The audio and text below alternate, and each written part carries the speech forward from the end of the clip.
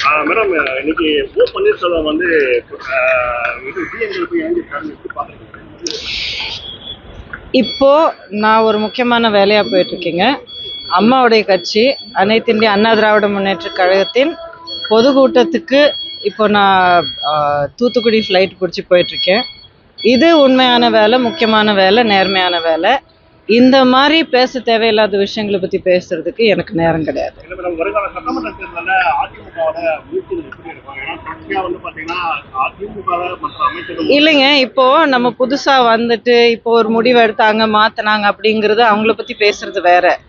வாழ்நாள் முழுவதும் ஒரு 2 மாபெரும் தலைவர்களால் அடையாளம் காட்டப்பட்ட ஒரு தலைவர் அப்படின்னு சொல்லிட்டு இத்தனை வருஷமா இத்தனை தசாப்தங்களாக சொல்லிக்கிட்டு அதுக்கப்புறம் அம்மாவால் காட்டப்பட்ட 2 தடவை தமிழ்நாட்டுடைய முதலமைச்சர் பதவியும் அவங்க வந்து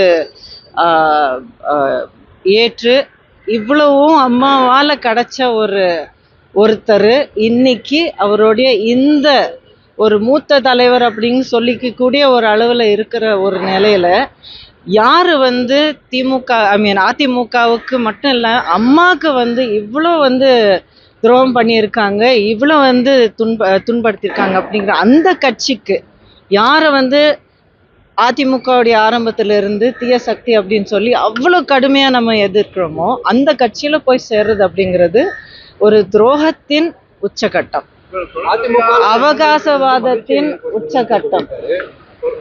என்னங்க மகிழ்ச்சி யாருக்கு ஏற்படுத்துதுங்க? அவருக்கு ஏற்படுத்துது அப்படின்னு சொல்லியிருக்காரு. அவருடைய மகன் ரவீந்திரநாத்தும் போய் இணைஞ்சிருக்காங்க.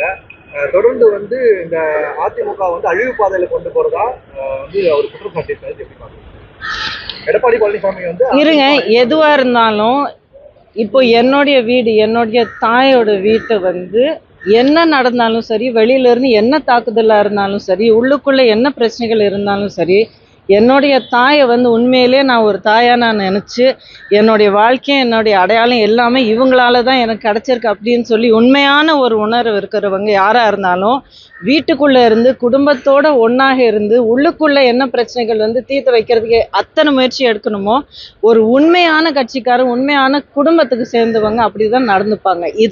இது தவிர நான் வேறு எதுவுமே சொல்ல விரும்பலை. ஏன்னா அப்படி செயல்பட்டவர் தான் அண்ணன் எடப்பாடியார். பல்வேறு தலைவர்கள் இது போல வந்து வெளியே போறதுக்கு இல்லைங்க, கண்டிப்பா இல்லைங்க.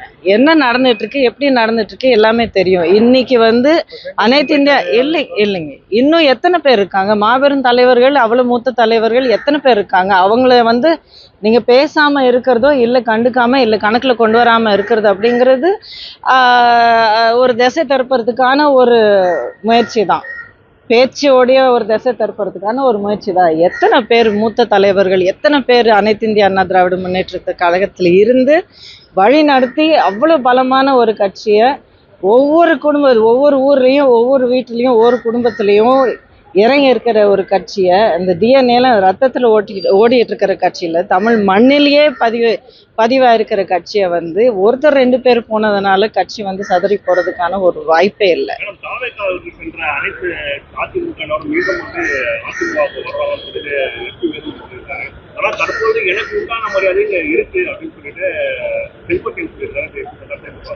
அண்ணன் வேலுமணி அவர்கள் சொன்னது 100க்கு 100 உண்மைதான். இவர் செங்கோட்டையன் அவர்கள் நீங்கள் சொன்ன மாதிரி அவர் வந்து சொல்ல கடமைப்பட்டிருக்காரு. இல்லை இப்படி எனக்கு நல்லா இல்லை, நான் எனக்கு அசிங்கமாக இருக்குது, எனக்கு இங்கே இல்லை, அதிருப்தியாக இருக்குது அப்படின்னு சொன்னாருன்னா அவருக்கு வந்து கொஞ்சம் முகம் காட்டிக்க முடியாத ஒரு நிலைமை ஆகும். ஸோ அவர் அப்படி சொல்லித்தான் ஆகணும், வேறு வழி இல்லை. ஆனால் உண்மை என்ன அப்படிங்கிறது காட்சிகளை பார்க்குற உங்கள் எல்லாருக்கும் தெரியும், மக்கள் எல்லாருக்கும் தெரியும். தொடர்ந்து நான் எந்த நிபந்தனையும் இல்லாமல் நான் உள்ள வரதுக்கு நான் தயார் அப்படின்னு சொல்லிட்டு சொல்ல அவர் வந்து உள்ளவே வரக்கூடாதுன்னு இல்லைங்க, இல்லை இது பற்றி நான் பேச விரும்பல. ஏன்னா நீங்கள் சொல்கிறதும் அவங்க சொல்கிறது எல்லாமே ஒரு பக்கம் பேச்சுனா, ஸோ உள்ளுக்குள்ளே மொத்தமாக முழு விஷயம் என்னங்கிறது தெரிஞ்சு இருக்கிற வரைக்கும் எல்லா பக்கமும் எல்லாரும் இன்வால்வ் ஆன எல்லாருமே சொல்ற வரைக்கும் இது ஒரு முழு பேச்சா நம்ம எடுத்துக்கணும். முதல்வர் வாய்ப்பு கொடுத்தா சட்டமன்ற தேர்தலில் போட்டியிடுவேன், அதுல வெற்றியும் பெறுவேன்ட்டு இவரு சொல்லியிருக்காரு. என்னங்க முதல்வர் வாய்ப்பு கொடுத்தால் வரும் சட்டமன்ற தேர்தலை நான் போட்டியிடுவேன், வெற்றியும் பெறுவேன் என்று சொல்லியிருக்காரு. அதுதான் நான் சொன்னேன் இல்லைங்களா, அவகாசவாதத்தின் உச்சகட்டம். அதாவது உண்மையான கட்சிக்காரா இருந்தா என்ன இருந்தாலும் சரி, கட்சியை பலப்படுத்துறதுக்கு நான் அத்தனை முயற்சி எடுப்பேன்.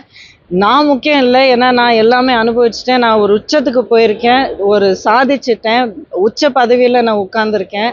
அது எல்லாமே நான் அனுபவிச்சிருக்கேன். அப்படிங்கிற ஒருத்தராக இருந்தால் இன்னைக்கு இந்த நேரத்தில் என்னுடைய கட்சியை நான் பலப்படுத்துறதுக்கு என்ன வேணாலும் நான் பண்ண ரெடியாக இருக்கேன், நான் தியாகம் பண்ண ரெடியாக இருக்கேன்னு கூட சொல்லணும். உண்மையான கட்சி மேலே, அம்மா மேலே உணர்வு இருக்கிறவங்க, பற்று இருக்கிறவங்க அப்படி தான் சொல்லணும். இப்போ கட்சியில இருக்கிற தலைவர்கள் எல்லாருமே அப்படியே தான் இருக்காங்க, அப்படிப்பட்டவங்க தான். அதனால தான் அவங்கள மதிச்சு எத்தனை பேர் இருக்காங்க. நன்றி நன்றி நன்றி நன்றி. சொன்னேன் இல்லைங்களா, முக்கியமான ஃப்ளைட்டு பிடிச்சிட்டு போனோன்னு. நன்றி.